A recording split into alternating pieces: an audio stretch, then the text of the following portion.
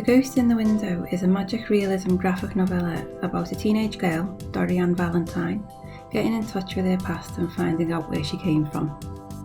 It's written from Dorian's point of view and uses a combination of wordless and laconic sections, diary entries and dialogue to move the story along. At times, this gives the book a feeling of source material presented to the reader so they can solve a mystery.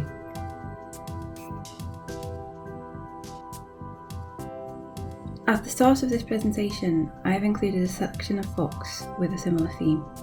I feel that The Ghost in the Window would sit well next to these books and would be a good fit for anyone interested in that type of graphic novel or children's book.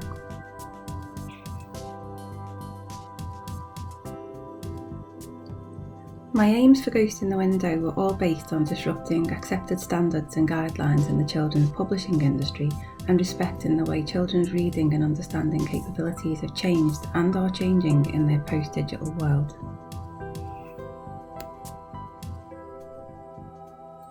Aim 1 was about creating a visual world where seemingly anything goes visually. I wanted the reader to go from page to page without the disruption to continuity appearing clunky. I did this by threading some elements together, even though the scenes and presentation of imagery was quite different from page to page. The most obvious example of this is the use of colour. Most of the spreads have a limited palette of red, blue and black. To keep continuity in spreads where Dorian appears in full colour, I've kept her hair the exact same colour red. For Tom, I haven't done this. Where he appears in full colour, he looks like a different person. This is to reflect how the story unfolds. Tom turns out to be a different person to who Dorian thought he was. My second aim was focused on bringing elements of Eliza Dressang's radical change theory and resulting framework into the book. Radical change is the idea that a person has different reading methods depending on whether they are born pre or post digitally. Essentially, today's children, digital youth, learn differently to me, non-digital youth, and by not respecting that and presenting them with literature that conforms to pre-digital ideologies, I am not exploiting their capabilities or respecting their need for change. There are 3 types of radical change literature, and Ghost in the Window has been designed to fit into type 3, although it does display elements of types 1 and 2. The theory applies to postmodern children's books, but some of the elements used to create this literature were employed long before the advent of technology. Lewis Carroll's 1865 book, Alice's Adventures in Wonderland, is often cited as having elements that would appeal to post-digital youth. I have acknowledged that by using a small white rabbit in my book that leads Dorian on the path to finally unravelling the mystery of where she came from.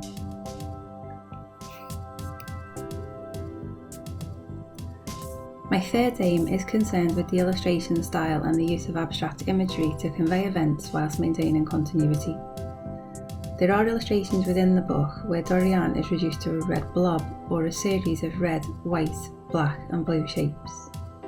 These illustrations are then placed into scenes that offer a clue that it is Dorian, such as speech or setting.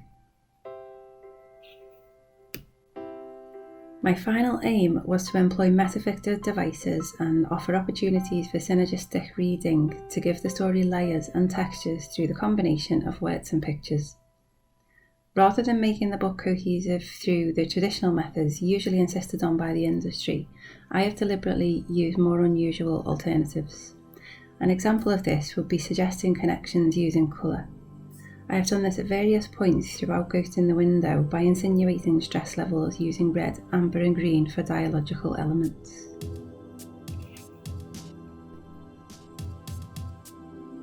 Throughout the book, I have included hints to Dorian's background and day-to-day life. The fact that her family have a lower socio-economic status is shown through visual clues and cultural markers throughout part 1.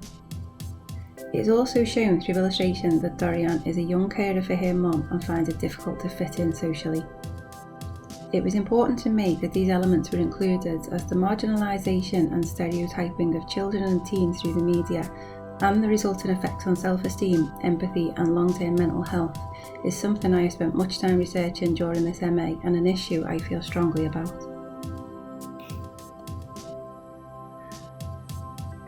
I was keen for these elements to remain in the background as quiet acknowledgements, rather than creating a story around them that then becomes an issue book. Books of this type, whilst useful, have a didactic agenda as their primary goal.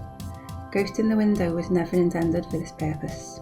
Instead, it is a book for entertainment where the protagonist just happens to be of a lower SES and acts as a young carer to her mum. Neither of these things are mentioned in the text, but they are shown through illustration.